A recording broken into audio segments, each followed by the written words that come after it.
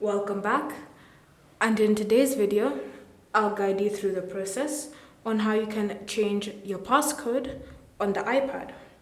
So the first step is to open settings, and in settings scroll and select the option Face ID and Passcode. From here type in your current passcode, then scroll through the different options until you see the option Change Passcode and tap on it. So from here, you'll need to enter your current passcode again. Then now you can start typing in your new passcode. So you can choose any random numbers that you want to use.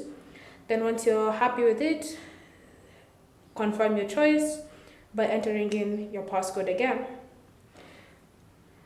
Once it's loaded the changes, you'll now need to use the passcode whenever you're signing in to your device. Thank you for watching. If you have any questions or comments, leave them down below and we'll get back to you.